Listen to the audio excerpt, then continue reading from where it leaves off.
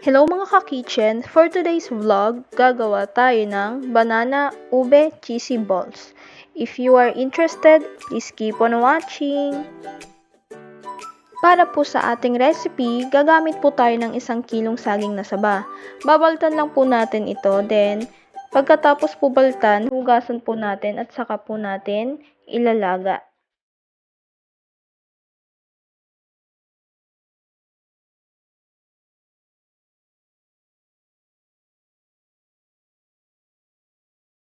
After po hugasan, maglalagay po tayo ng 1/2 cup water. Then, isasalang po natin siya sa katamtamang apoy.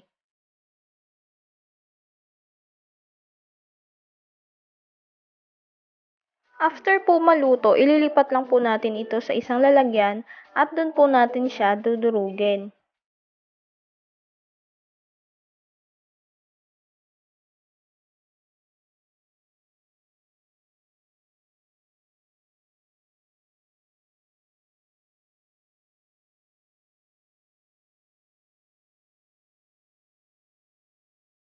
After po natin i-smash ang ating banana, maglalagay po tayo ng 1/4 teaspoon banana syrup.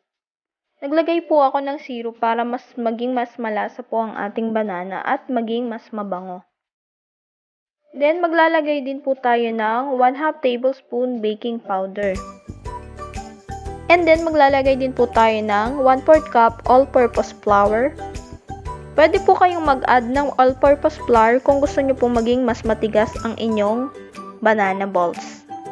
Pwede rin po kayong mag-add ng sugar kung sakaling natatabangan pa kayo. Pero po, para sa akin, okay na po to, kaya hindi na po ako nag-add ng sugar. I-mix lang po natin itong mabuti para matanggal po ang mga bobuo. Maglalagay din po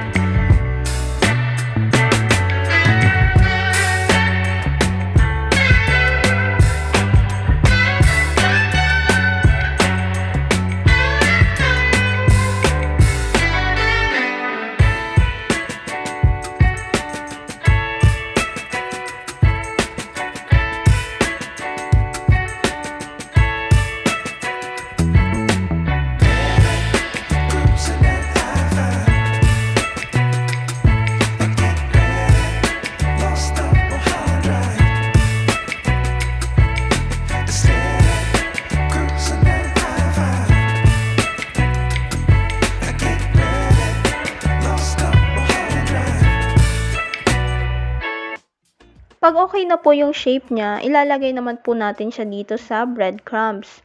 Ayan, i-coat lang po natin siyang mabuti.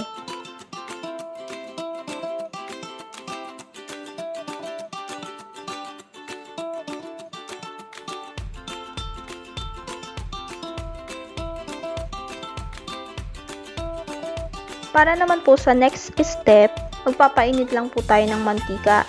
Then, make sure lang po na medyo mas madami po yung mantika natin dito. Para naman po medyo lubog po ang ating balls.